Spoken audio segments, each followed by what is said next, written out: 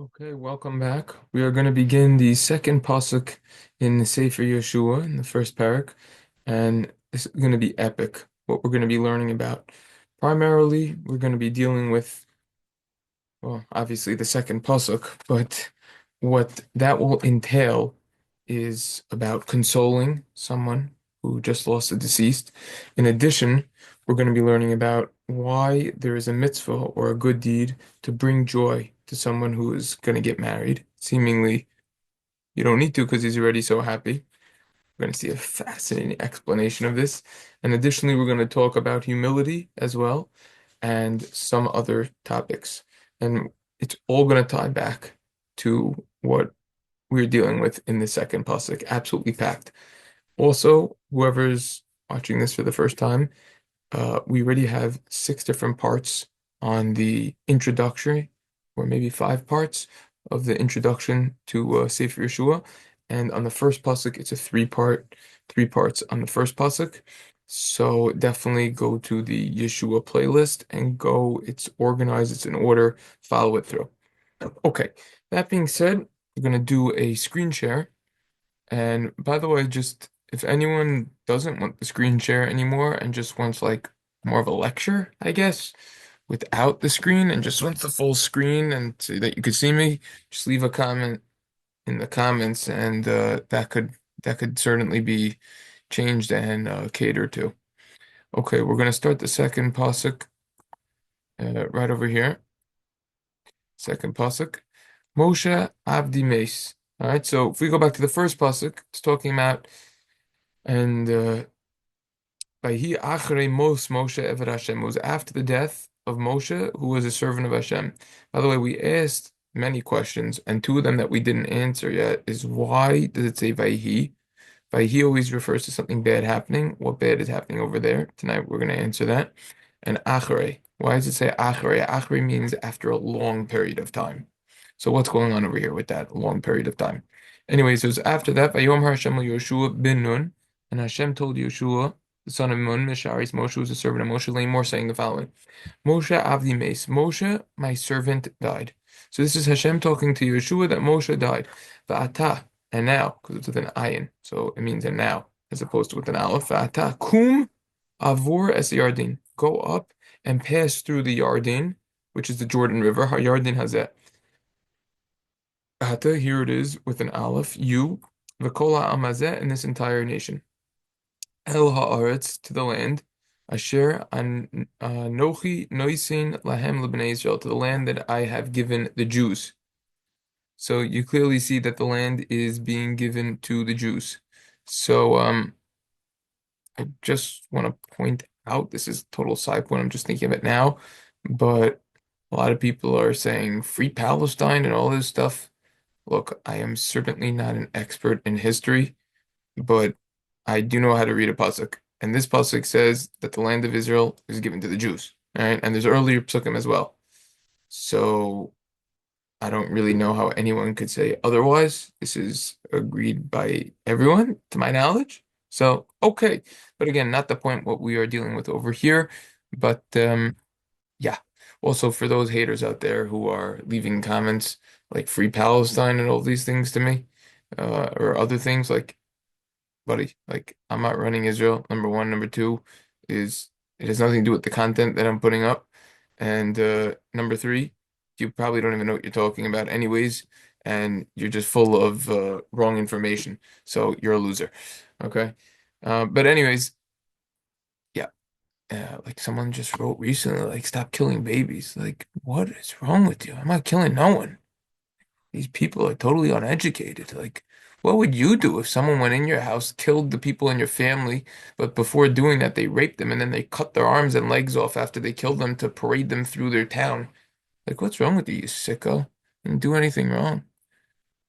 But that has nothing to do with me, anyways. And what Israel does doesn't represent Orthodox Jewry, anyways, and what the Torah says, because it's being run by people who aren't religious. So it has absolutely nothing to do with people like me who are religious. And I have nothing to do with Israel, anyways. But, anyways, comes along the Metzudah Sion, and he translates the word kum. Moshe avdi meis v'ata kum. And now you should get up. Avor es hayardin hazeh. Get up and cross this river. Mitzuda Siyan says, Kum hu inyan zeros. This is a matter of to do it in a quick way, to get up quickly. Okay, you want to get up quickly over here. The Mitzudas David says, Moshe Avdi Meis wrote to Lamar, meaning to say, Ilu haya dayan chai, if he was still alive, lo yichalosam lavor es hayarden. You wouldn't be able to pass the Jordan River, ki olav nigzar labal yavor, because it was decreed upon him that he is not allowed to pass. So Moshe was not allowed to go into the land of Israel. So that's why this is significant over here, because Hashem is saying Moshe died, and therefore you, Yehoshua, now you could go in with and bring the people in there. Va'ata ho'il v'humei, says the Masudas David, and since he died, kum avor, now you could go into Israel. Right, that's basically all we have on the second pasuk in terms of everything on the page. There's really nothing fancy that's going on over here. This doesn't need to be dragged out more. All right, so that is the Mitzudas David and the Mitzudas Sion explaining the simple explanation of what's going on over here. Let's move along now to the Barbanel. Barbanel comments that Hashem was saying 2 points over here. Since Moshe, right, he was saying number one about Moshe. The pasuk says in Dvarim, you don't want to scratch yourself or pull hairs out from you because you're upset because someone close to you passed away. You don't want to excessively mourn someone. Secondly, right. This is basically the idea. This is what Hashem was telling Yehoshua. Don't have excessive mourning. So that's basically what he told him over here. He said, get up, cross through. And that's basically the Radak. That's what he said. The Barbanel's explanation. But now, what's about to blow this whole thing out of the park is the Ma'amlois. We quoted from him on the introductory episode to Sefer Yehoshua, the one that was discussing what is the significance of Tanakh being split, Torah, Nevi'im, and Ksuvim being split into 3 sections. That was basically all Ma'amlois. And that was actually a popular one. What we're about to do right now, is going to be so enjoyable. And this is a perfect example about what the Mamlo is and how he blows everything up. Unbelievable. We're going to start from this paragraph right over here. We're going to do this. We'll do it inside together. At the time when Moshe, when he passed away, Yehoshua was crying and he was in a tremendous amount of pain. V'hayahu v'kol Yisrael boichim v'tzoakim b'kol. V'kach so'ok avi avi Rebbi Rebbi. And him and all the Jews, they were crying and yelling out in a loud voice. They were saying, my father, my father, my Rebbi, my Rebbi, my rabbi, my rabbi. Avi, what does it mean, my father?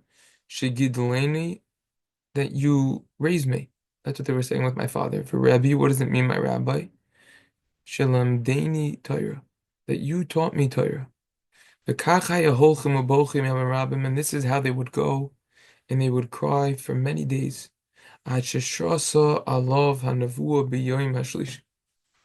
So they would go and they would cry for many days until the 30th day, the prophecy then rested on Yehoshua. Amar lo Hashem. Hashem, HaKadosh Baruch Hu told Yehoshua, Hashem told Yehoshua, Ad matai ata holich ubocha alav. Until when are you going to go and cry for Moshe? Ha'im rak lechames, did he only die for you? V'hari gam b'shvili meis. Hashem is saying he also died for me. Shemeyom shemeis Moshe avelus lefanai. Because from the day that Moshe passed, there was mourning in front of me. Sorry if there's any background noise, that's just the dishwasher. Behesver hadavar, And the logic of this matter is, the reasoning over here is She'im Adam ba lenachim chavero b'shas sara. This is the key line. That if a person is going to come and console someone else at the time of distress, at the time of a difficulty, im gam lahamenachim eira oise sara mekabel tanchumim menu. If the person who is trying to console the other person, the consoler, we'll call it the consoler and the consolee, if the person who's trying to console someone else had that same difficulty in his life, then the person will be more likely to be consoled. V'zehu she'emar, that's why the pasuk says, Ki ish asher imo tanchimenu kinanochi anachmechem. Okay, that's the explanation in the pasuk in Yishai.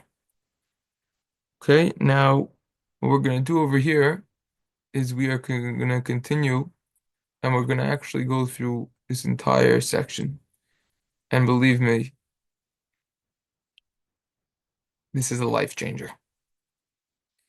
She'im ha'em menachemes bena al mosa av. Let's say the mother tries to console her son because of the death of the father. Person's father passes away. The mother tries now encouraging her child to stay strong. Mekabel tanchumen shekain gam la nogasasar. The child will accept the consolation because it also applies to her. She went through the same difficulty that the child's going through. Afkan amar Kadosh Baruch Hu. So too over here, Hashem said, Lo rak lechames alagamli. The death isn't only to you, it's also to me. V'im kain atasarach lekabel tanchumen.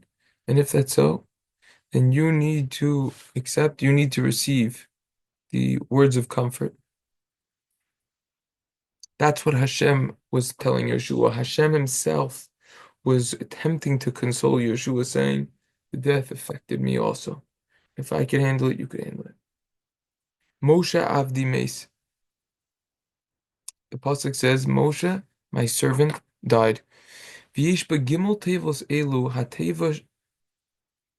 hatevas Shabbos ba'osa shniya shel kol teva. Lir Moshe b'Shabbos meis Moshe. These three words, all right? If you take the second letter of each word, you have shin, beis, and taf. Those are the letters of Shabbos. Spells out Shabbos, those three letters. This teaches that Moshe died on Shabbos.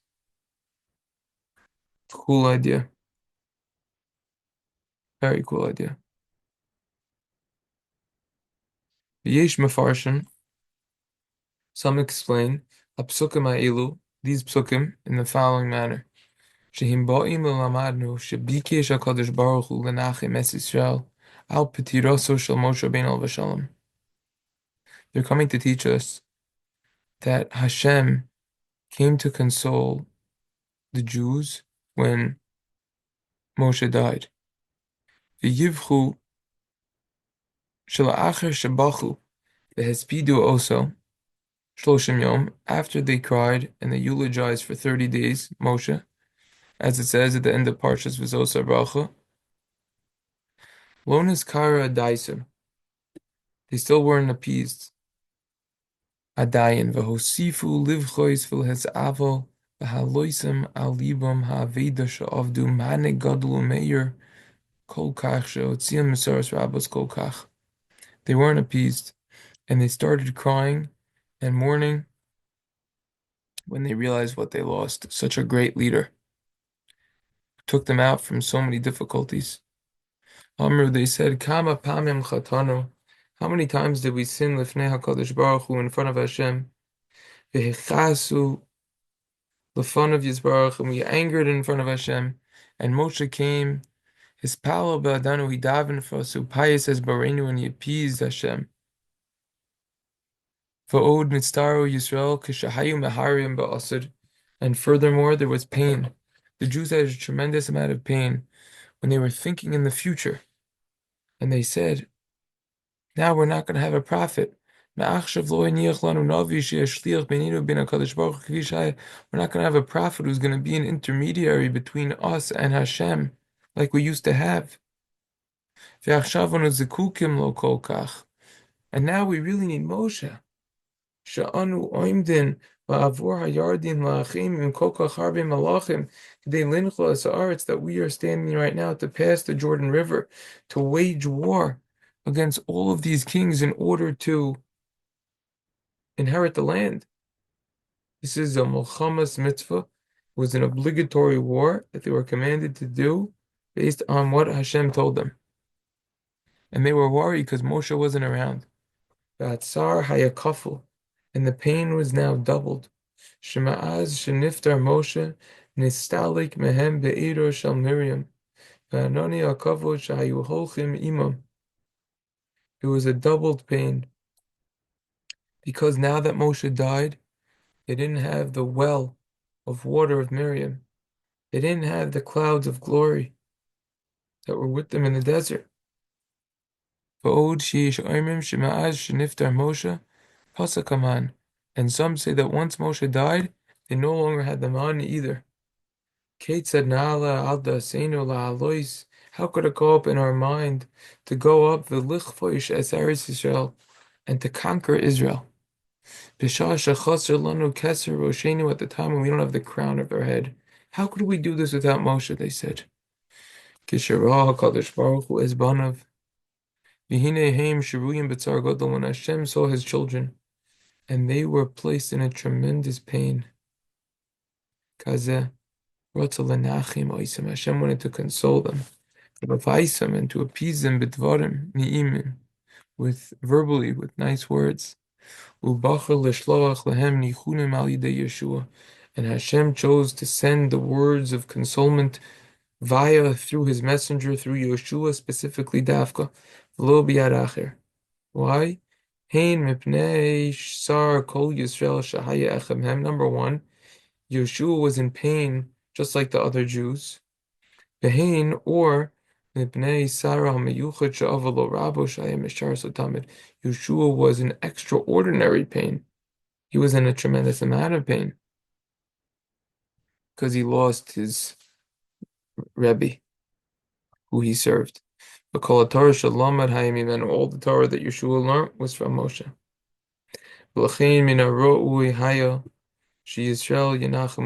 And so it would be fitting that the other Jews would be consoled through him.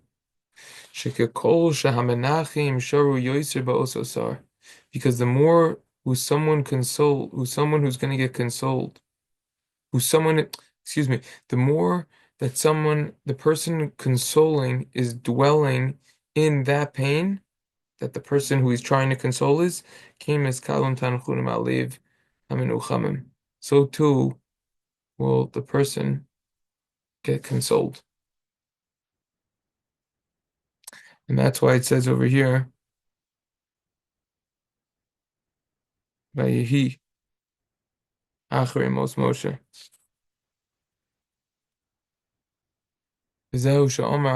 That's why it says ויהי אחרי Moshe, etc.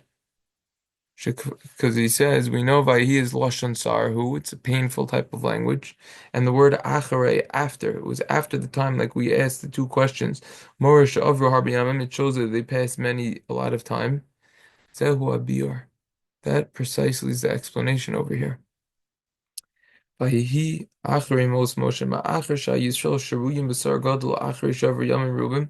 Since the Jews were still in so much pain after a lot of time from when Moshe died. Ma'az sheniftar Moshe shahaya ne'eman Hashem vayamagin u'machasel Yisrael vayaboichem esavim kenizker lahel. Since they were in a lot of pain, since Moshe died, would protect them, and they were crying and mourning. Hashem's told Yehoshua, the servant of Moshe, saying, tell them words that they should be consoled, in order that the Jews will accept the consolation, v'yafsiku avlam, and their mourning will stop. That's why it says Achre. It was after a long amount of time. That's why it says Vayhi. It was difficult. It was Moshe's death. And that's why he's called Mesharis Moshe. L'chein nikra b'toyer zeh. That's why he's categorized and he's called a servant of Moshe. Lo dienu, to teach us Shemishum kach nivkar Yehoshua l'nachem Yisrael. This is why Yehoshua was chosen to console the Jews, v'lo ish acher, and not someone else. Mipnei shehayim Mesharis Moshe, because he would serve Moshe. V'hatzar shel patiras Moshe Rabbeinu alav shalom hago bo yoser mibekol ish acher miYisrael. Why was Yehoshua chosen to console the Jews and not someone else? Because he was a servant of Moshe. And therefore the pain of Moshe departing and passing away hit him harder. It hit Yehoshua the most, more than other people. And therefore it was fitting that the words of comfort and consolation should come through him more than anyone else, should come through Yehoshua. And Yehoshua was told, now that Moshe died, let's go, time to go. Time to go into Israel. In other words, he was saying, for sure it's fitting to mourn and to be in pain over Moshe's passing, who was a excellent shliach, messenger between us and the nation. And for sure, you, the Jews, they were worried, oh, I'm not going to perform all these miracles and wondrous acts, as was done in the time of Moshe. This is all Hashem talking over here. Hashem was saying, oh yeah, for sure you should be in pain. He was a great messenger between me and the nation. Hashem's talking over here. And you think I'm not going to perform these wondrous acts anymore. That's why I'm saying no. Go into Israel and you will see all the wondrous acts that I will perform. I'm going to split seas. Underrated. People think it's only the splitting of the sea after Egypt. Not true. And we're going to learn about that. Ubekach yotza hapachem melibam. With that, the worry departed from their hearts. Sheyedu, because they knew shematanis Eretz Yisrael ain't Moshe, that the gift of getting Israel isn't dependent on Moshe, rather it's me. Hashem is saying, El ani hu anoisein, I am the giver of this land, as the pasuk says. All right, so that's basically the idea over here. Believe in me. And if you say these words, Bishmi, in my name, Hashem is saying, if you tell them these words, Yehoshua, they will certainly receive the words of consolation immediately. This next part is basically him quoting another Abarbanel and a Barbanel on Chumash al Torah. It says at the end of Zosa Bracha that the Jews, that they cried in the plains of Moab for 30 days, and then they stopped. Yehoshua ben Nun was full of wisdom,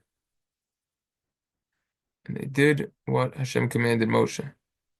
So the question is, why does it say 30 days?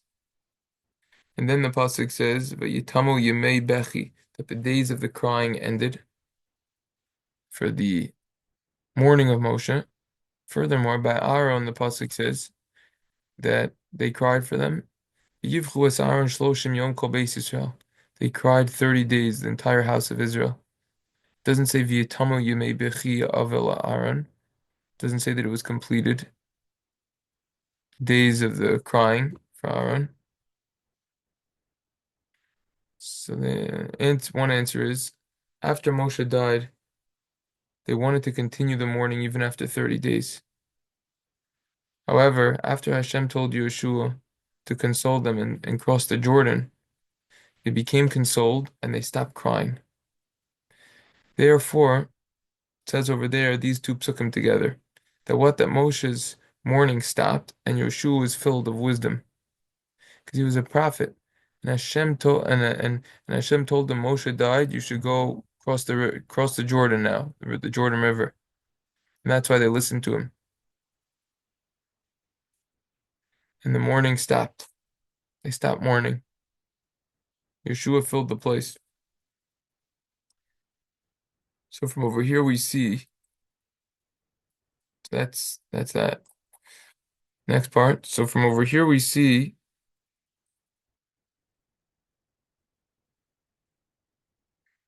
how great the mitzvah is of consoling someone.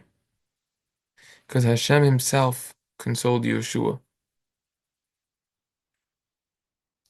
And Hashem himself commanded Yehoshua to console the Jews. So that's why we see it's really so important. We find this by Yaakov as well. This is Rashi al Torah, that Hashem appeared to him, to Yaakov, to console him, to comfort him, to tell him that Rivka passed away, his mother. And Hashem blessed him. Birchas Avelim.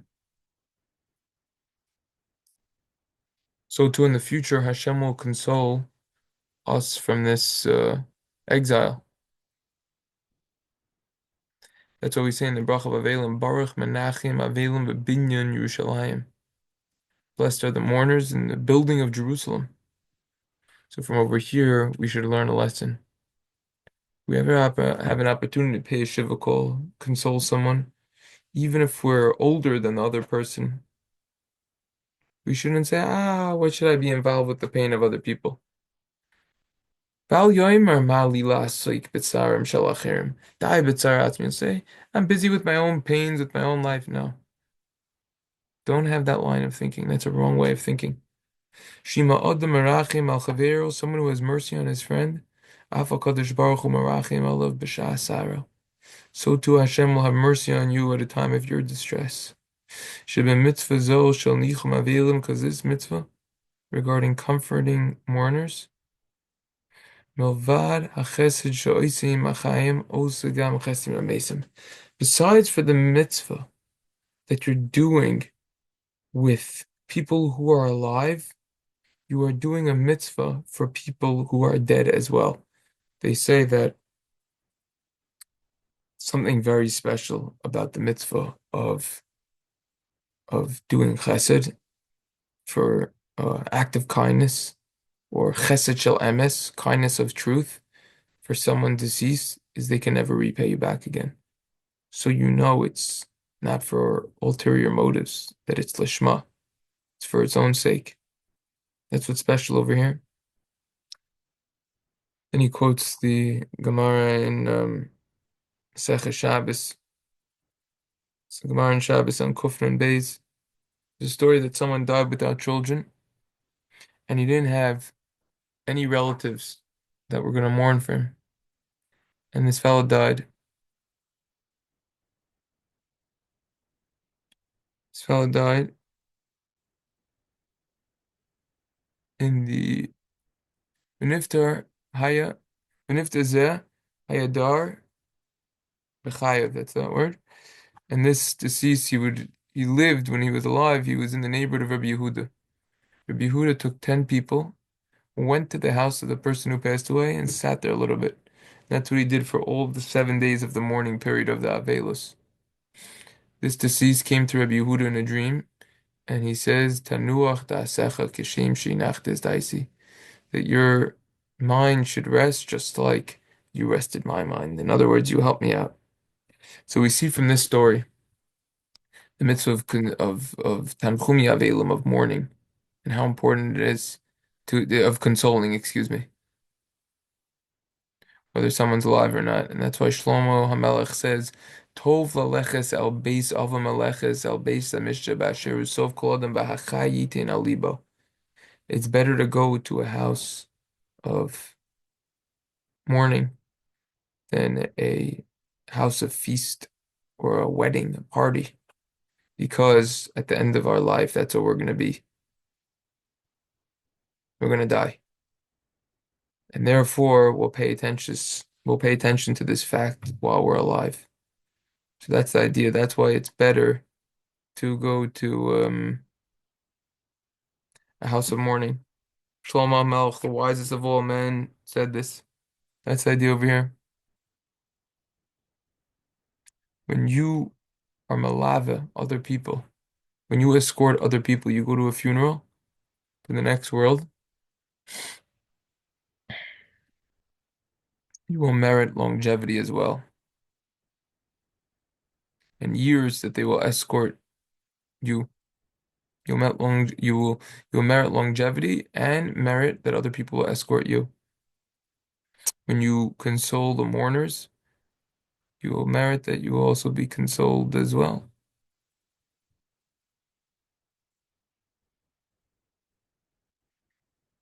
That's the idea over here. Also, there's another benefit of going to a funeral because at the end everyone will die. And if when you die people don't do kindness with you, then they're not going to have that opportunity anymore.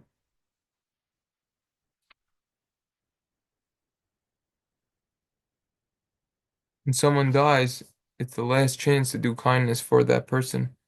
You want to have that opportunity again. You go to the house in mourning, take advantage. You're not going to have another opportunity to do kindness for that individual.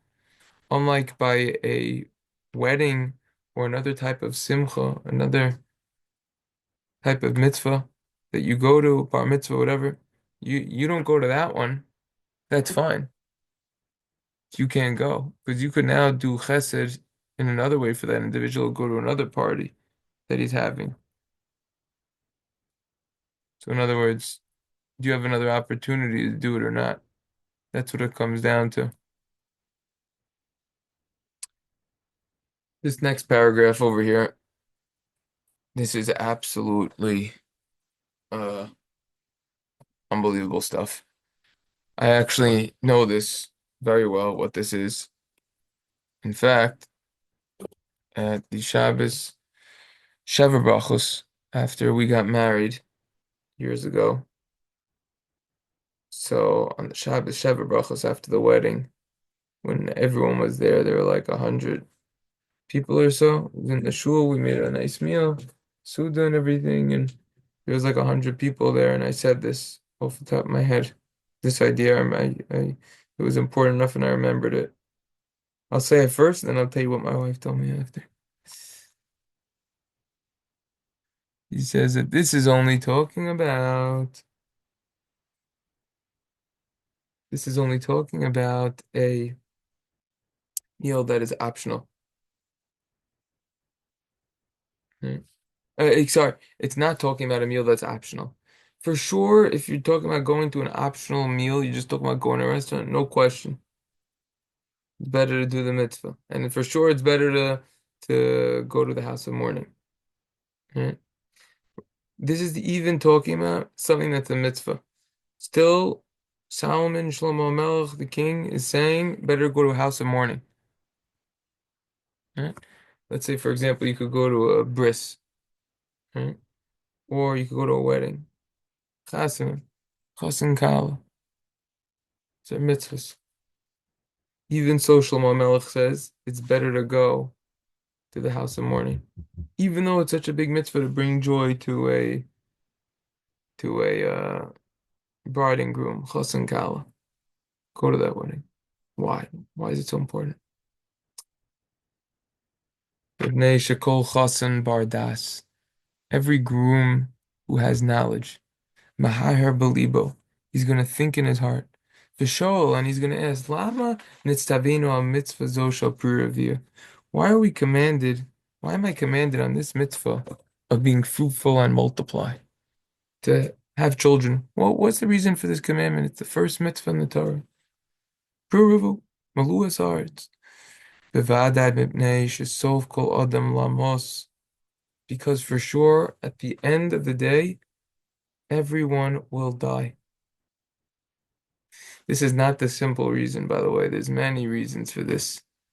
Why there's a mitzvah to bring, let's just preface this. Why is there such a mitzvah to bring joy to a chassan kala, to a groom and a bride? Isn't this the happiest time of your life? Why does the Gemara in Brachos, Daf Ham and Beis talk about how you'll get the 5 kolos and all of the how important the mitzvah is, and if you don't do it, how bad it is?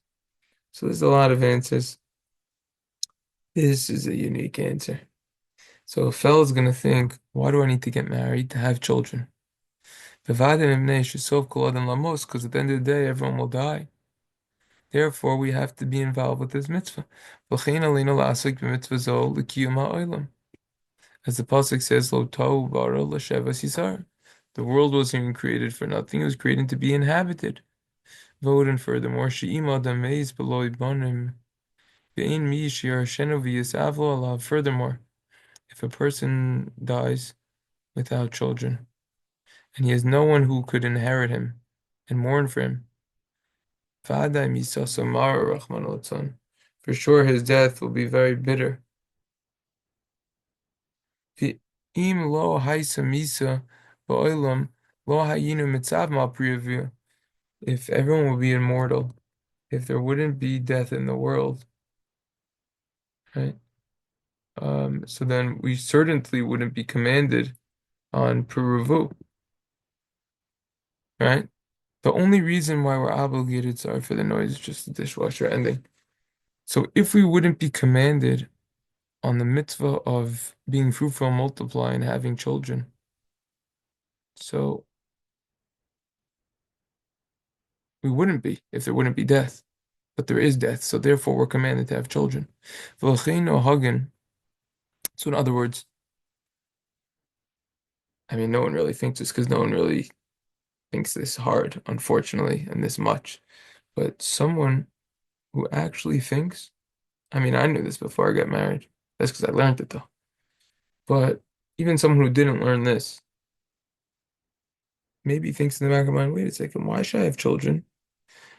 I have to have children because if no one would have children in this world, then mankind would cease to exist because we're not immortal. Therefore, we have to have the next generation coming in. So now when a person thinks about that, and that's why he's getting married, he might be a little depressed. He might be a little sad, saying, oh, death, I'm going to die one day.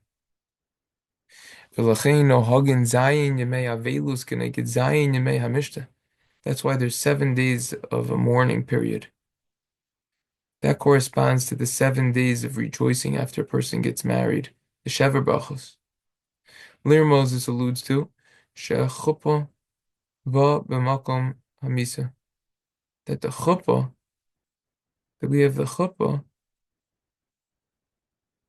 we get married under the canopy. That is instead of death. Because we're going to die, that's why we're getting married. If that's true, when the groom thinks about this, he's going to be in a state of pain in his heart because he's going to remember the day of death. That's why we have to bring joy to him because he's going to be sad about this whole business. That's why anyone who goes to a chasana, anyone who goes to a wedding, should focus on this point that we just discussed.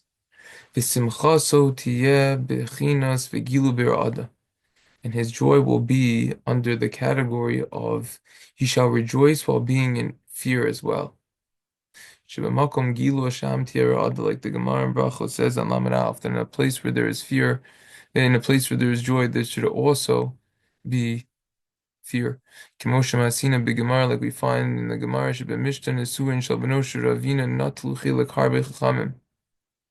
that in the wedding of the son of Ravina, the Chachamim, in the middle, there were a lot of rabbis over there. In the middle of the Suda, Rav Hamanunu said, Yezamer lanu mar zemer echad, start a nigun, start a zemer, start a song. Amar lahem, he said, Voy lon demasna, voy lon demasna. Woe to us, we will die. Woe to us, we will die. He just translates that line in the Gemara after. What's the explanation? Just like we just said, the main reason why a person is getting married is because there's death in the world. So Chama asked, Anu mana ne'achrecha. What can we answer after that? He said, Heichan ha'Torah ve'hamitzvah shi'eganu aleinu medina shel ganim. Where is the Torah and mitzvahs that will protect us from the fires of Gehenna. Gehenna, the opposite of heaven. In other words, we have to start getting serious with Torah and mitzvahs. And therefore, v'lachein, כשמזדמנים לו לאדם לעשות שתי מצוות, לילך על בייס האבל, ולילך על בייס המשנה, when a person has the opportunity to perform two mitzvahs, either to go to a house of mourning or to go to a wedding, he should contemplate. Since both mitzvahs, at the end of the day, as Rebbi I'm going to remember the day of death. Oh, why don't I just go to the wedding? Comes Shlomo HaMelech and says, no, don't go to the wedding. Go to the house of mourning. Why? Why?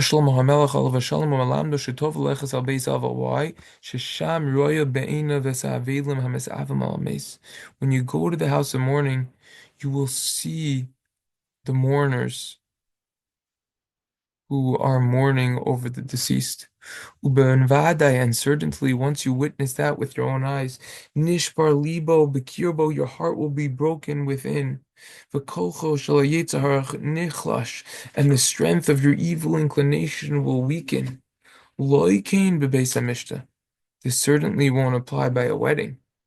Shiroya hachasan v'akala v'simchas Miriam, where you see the bride, the groom and the bride, and they're happy. You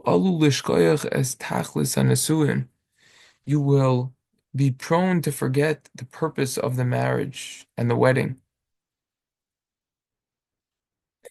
That's why the pasuk says this is the end of a person. Since this is the end of a person's life, you'll pay attention for this. And then he says, only one person, one out of 1,000 people who go to a wedding thinks about the day of death. That the wedding causes them to think about the day of death. By the way, that one person is probably me because I learned this and I remember this in my head. But anyways, now maybe it'll be you also. What do most people do at a wedding? They're drinking. Think about it. You go to a wedding, it's open bar, it's free. Look, I'm just like any other mortal in this world, or at least most regular people. I like a good mixed drink. They taste good. And once you have enough of them, you get a little tipsy, you get a little drunk. Open bar, these drinks, you go to a restaurant, you sit down, you get a cocktail, $10, $15 easily a drink. Over here, open bar. And they taste great. Mixology, you got to go to school to learn how to make them the right way. Most people are going on weddings to get drunk. They're going to come to laughter and lightheadedness.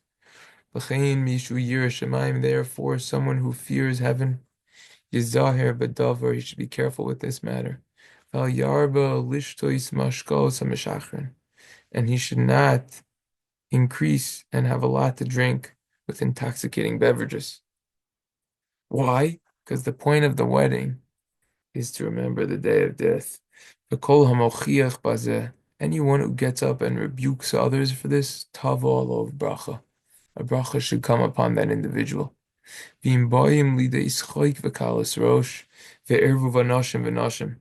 if you're going to come to laughter, lightheadedness, and a mixture of males and females and opposite genders, that's inappropriate. Harizon mitzvah haba be'avera. That wedding is considered a mitzvah that's coming with the sin attached to it. Umutav shalaleilach klal l'simchos nisuin, because it was better not even to go to a wedding like this wedding. Wow, that was packed. Wow, that was amazing. Let's just point out this Gemara over here that he's quoting.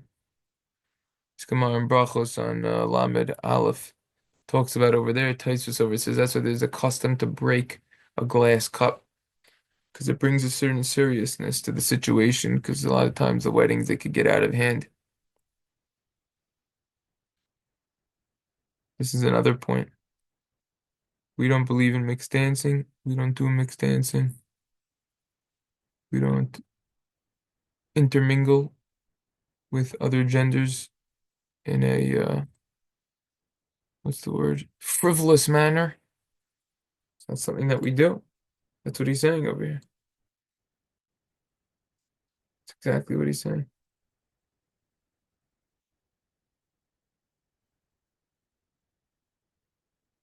When you go to console someone, ikra mitzvah ina l'leilach stam. It's not just a mitzvah to go over there and to console someone. Right? That's not the mitzvah. Al yesh l'daber imo devarim hamenachim es alev. You should speak to matters that will console his heart. But kol mi sheroitze leilach lebeis aval. Anyone who wants to go to a house of mourning, yachin techilo dvar Torah hashayach le'inyan avelus. You should prepare a dvar Torah. Prepare something to say that pertains to the mourning. Prepare something smart to say. Don't just say anything. If you don't know what to say, just don't say anything. Got to be smart about it. Now he says, now he could return.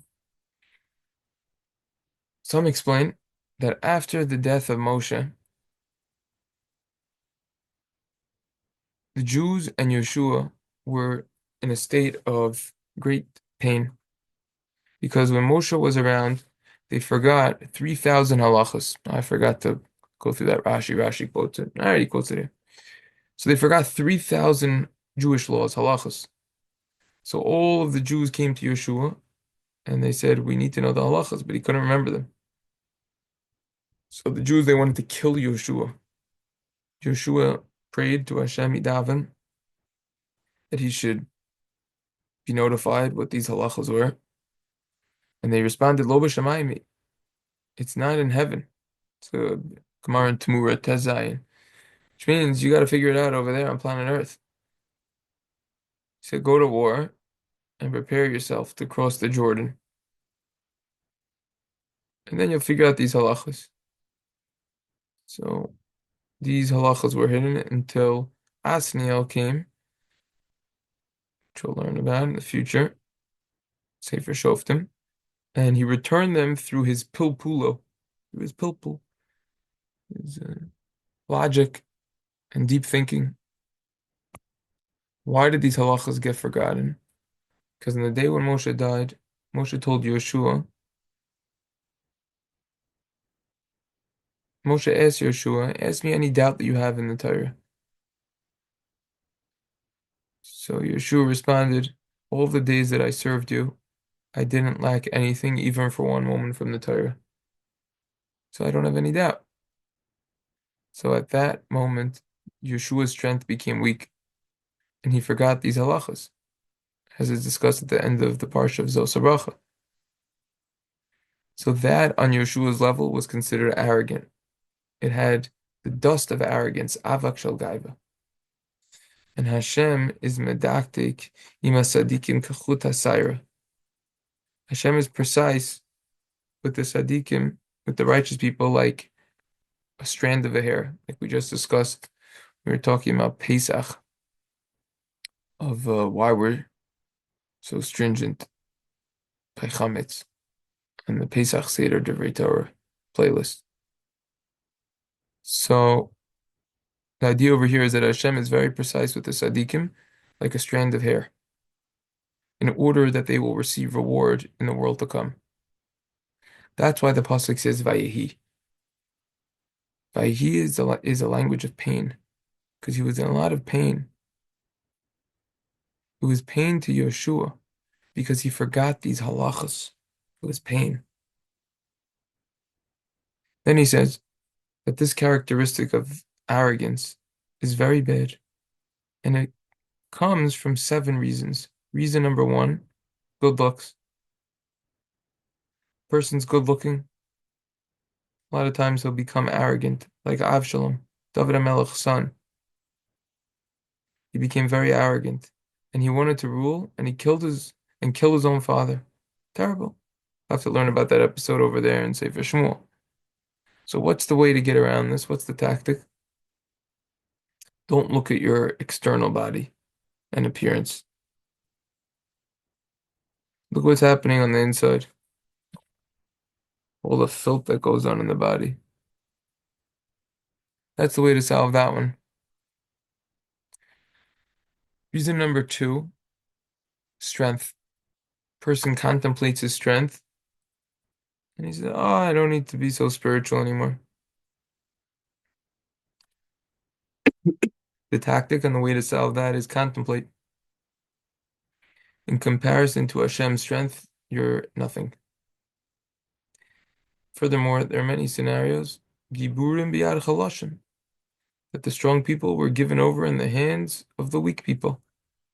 Classic story is David HaMelech and Goliath, David and Goliath story. Even nowadays, we see it. Nowadays, it happens. One small rock falls from a roof. The big strong guy's dead. The big strong guy drowns. Reason number 3, family, yichus, good background, a good heritage. A family of smart people, of rabbis, of good people. Just remember, those people are dead. They're not here anymore. It's the way out of this one. And if they are alive, realize they only got there because of their good deeds. And if you won't do good deeds, what's the good name worth? If anything, you'll be held accountable for not meeting their expectations and their high standards. Right? Um, like one person said, you start your own yichus. That's the best thing to do. Reason number 4, relatives. Or people who you're close with, your friends, you have a lot of them.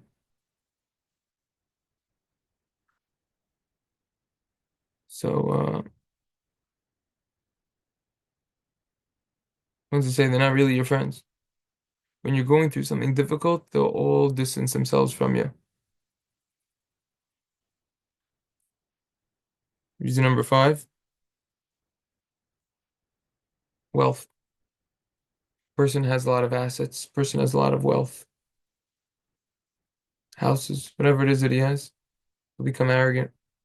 Will forget his creator. That's why statistically, poor people are more religious in any religion. What's the way to get out of that? You should think that all of the wealth is just fleeting, it's temporary. It doesn't go with the person.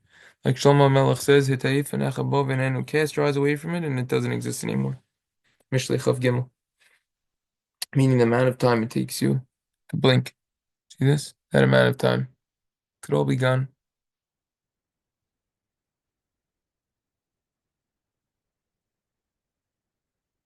Think about also how much bad all the wealth could bring.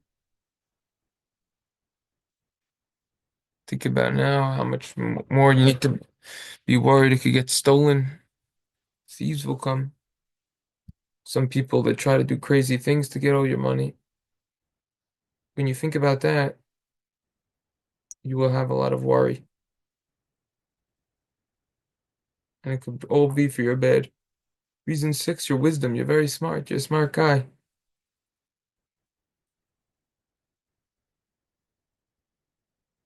There are people that are smart in their eyes, and they're arrogant over other people. The way out of that, you should contemplate that it's impossible to achieve wisdom through arrogance. Even if you do have the wisdom, the arrogance will cause the wisdom to be removed from you. Because wisdom could only be acquired through humility and fear of heaven. As it says, Reishis Chachma Yiras Hashem. Reason 7, rulership. If you were appointed as a leader over the congregation, over the community, you are prone to become haughty. You think that you rule over the congregation and they're all afraid of you and they're all giving you honor, and you think to yourself, who is like me? The tactic and the way out of that one is you should think, what happened before you became great? What happened before you were so important? The only reason that people are giving you honor is because they need you. But the truth is, behind the scenes, they're not saying that about you. Like we find by Yosef. There's a story with a king in Rome the people, they came to make him king, put a crown on his head, and he took the crown with two hands, and he said, Keser, Keser, crown, crown. If people would know how much pain and afflictions you bring on those who wear you, no one would ever wear you. And even if someone would see you placed in the middle of the street between rocks, no one would even pick you up. If they knew how much pain and afflictions came along with the crown. And me, I'm not coming to rule over people. I'm coming to be an eved over people, a slave over people. And this crown that I'm wearing, it's not symbolic, it's not a sign of rulership. Rather, it's a symbol and it's an analogy for handcuffs made out of metal and a type of a neck chain that's going to go on my neck. These words, they became publicized throughout the whole kingdom, and this king lived longer than any other king. It's a very important point, important idea. So those are 7 reasons in pertaining to the arrogance business. Now the Maimonides continues, and he says, you could ask a question. This is just amazing. He just keeps going. There's just so much insight here.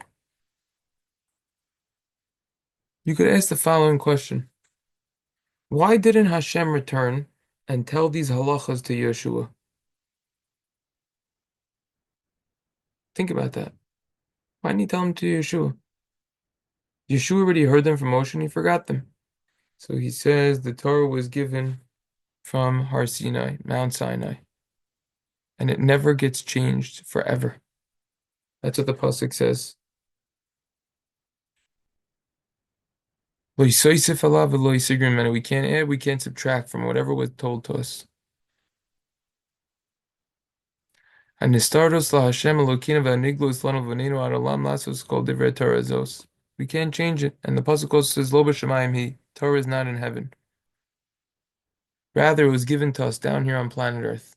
So we could learn from here that a Navi, a prophet, isn't allowed to make up a new mitzvah or an halacha that wasn't said to Moshe on Mount Sinai, Har Sinai. And therefore, if a person will get up and say, Hashem sent me to create a new mitzvah or to subtract from a mitzvah, chas v'shalom, for sure he's a Navi Sheker, he's a false prophet, he's a liar.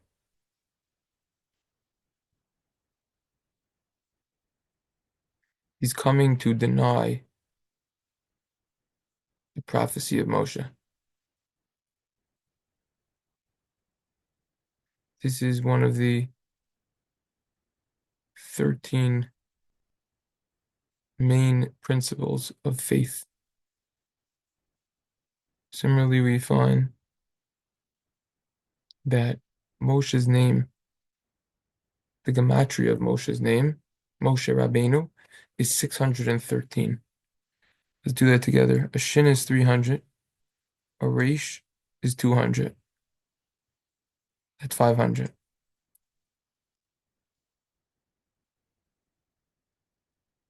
Get the calculator out. This is exactly why technology was created. So we're up to 500. Plus the mem in Moshe is 40. Plus the hey in Moshe is 5. Plus the beis is 2. The yud is 10. The nun is 50. And the vav is 6. 613. Isn't it just beautiful when it all adds up? So Moshe Rabbeinu is equivalent to Taryag. This alludes to that you are not allowed to add on any of the 613 mitzvahs or subtract from them. And because of this reason, Hashem didn't want to tell Yehoshua these halachas that were forgotten during the period of mourning for Moshe, because maybe afterwards a false prophet will come along and say, "Oh, this mitzvah isn't written in the Torah." So now that Hashem didn't tell these halachas to Yehoshua, we could deduce a kal v'chaimer, and we could say like this: if the halachas that were said from the mouth of Moshe, Hashem didn't return and then tell them to Yehoshua, certainly kal v'chomer, all the more so. You should not say a new mitzvah to any Navi.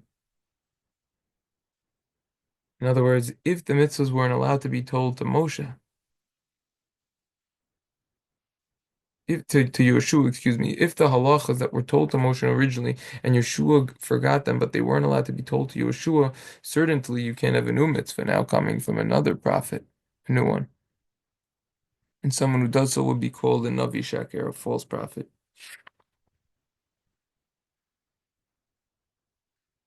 Then he says, some say the reason that they wanted to kill Yehoshua is because Chazal teaches Mishnah Avos that whoever forgets something that he learned is obligated to die. Now, that doesn't necessarily apply nowadays. Back then, it wasn't written. It was considered very bad if you forgot it, and they were at a very high level. Fine. But the Gemara in Brachos Tafche says you should be careful. So be careful with someone older who forgot his learning because of a pressure. Because the Gemara says the luchos and the shivrei luchos munachin ba'aron, both the tablets, the luchos and the broken ones, were placed in the aron. And Chazal said that they had two aronos, and one of them was the broken one. The one with the broken one in it, the broken tablets in it, will go out to them with war. Right. So the idea over here is that what? Hashem goes out to us with war. That's why Hashem told Yehoshua, go to the war and learn from the Aaron that you should honor a Talmid Chacham, a Torah scholar who forgot his learning. Just like the broken tablets are there, so too a Torah scholar who forgot his learning. He has to be honored as well. On these psukim, Hashem commanded Yehoshua on the characteristic trait of humility. Humility is a major foundation in the Jewish religion. Anyone who doesn't have humility, his mitzvahs and his merits are not accepted in front of Hashem. It's like considered food without salt. Someone who's humble but doesn't have fear of heaven is similar to food without spices. That's why Shlomo Melech talks about this, to have both. And then when a person has the fear of heaven and the humility, he'll get wealth and honor in life. That's why it says in the fourth parak, Pirkei Avos, Ma'od Ma'od Havi Shefel Ruach Shetikvas Emeshrim. A person should be very, very humble because the end of a person's life is just worms, maggots, so to say. So we see by all the characteristic traits of Moshe, he was only praised for humility, and humility is the absolutely most important. Then he says a story with a king who ruled over many lands and was very smart, but because of his wealth and greatness, he had arrogance. He said, like Paro, that he was God. But after some time, he started thinking, and he recognized his deficiencies and that he was lacking. And he wanted a way to heal this issue, heal this wound, so to say.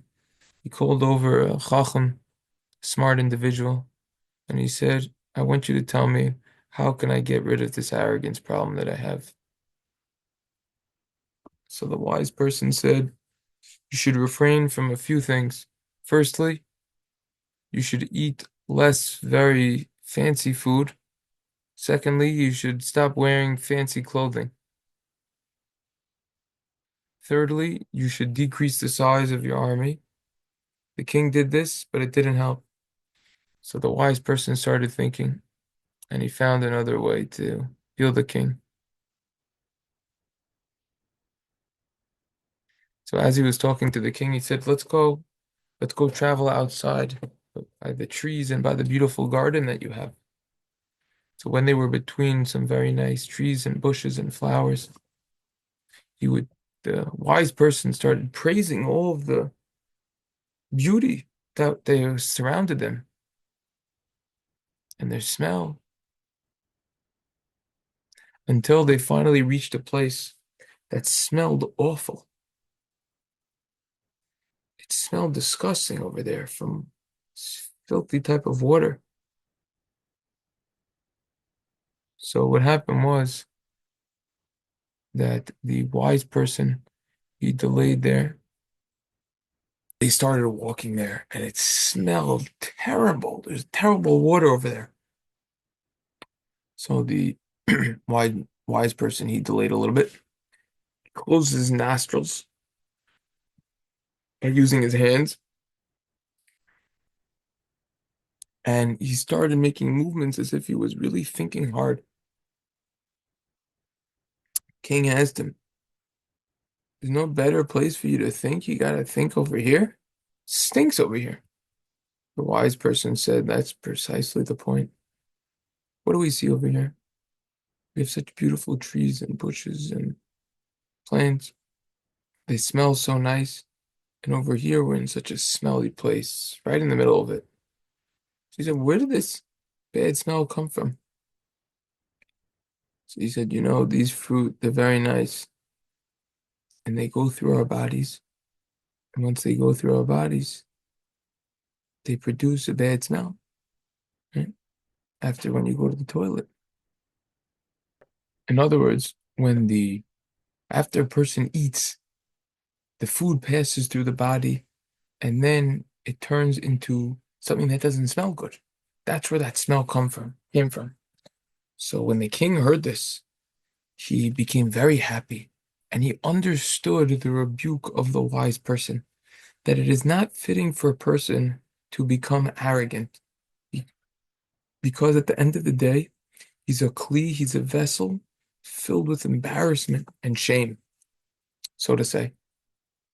And there's nothing to be proud of over there. He should be humbled of the foolishness that's in him.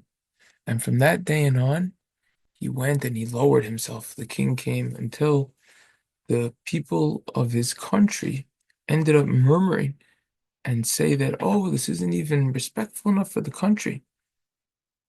Until the wise person came and says that, no, you should be humble. And that's what's good. Anyways, wild story.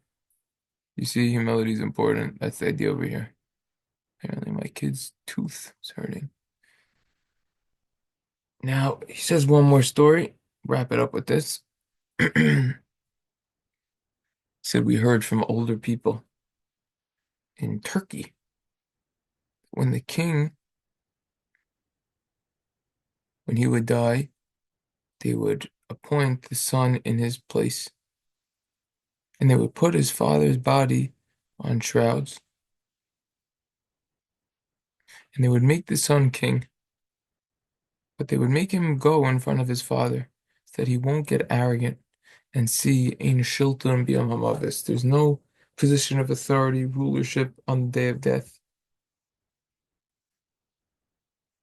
That no uh, rulership or strength will save a person from the day of death. When a person sees this, then when the son would see this, then he wouldn't have arrogance. And therefore, anyone who gets appointed as a leader over the congregation needs to be careful with this arrogance. Moshe only merited his greatness because of humility, also Yehoshua as well. And that's why he was appointed by Hashem, even though there were smarter people than him. It wasn't about the smarts. That's why it says Vayhi, and then Hashem tells Yehoshua, since Moshe died, and you are going to enter in instead of in, don't start getting haughty over here. Don't do that. That's what Hashem commanded him. As the servant of Moshe. What does that mean, you're servant of Moshe? You always have to view yourself as a servant, servant. Number one, you only merited this greatness because you were a servant of Moshe. Number two, since your Rebbi, your teacher Moshe, was humble, so too you need to be humble. Number three is that even though we said that you shouldn't get haughty, you have to remember what you were before you reach that. Right? That is the best way, excuse me, what I meant to say is that's the best way of not getting haughty, to remember where you came from. So that's why always remember that you are a servant of Moshe over there. That's basically the idea. So if you made it to the end, congratulations. This is amazing, amazing material. Okay, next time, pasuk Gimel.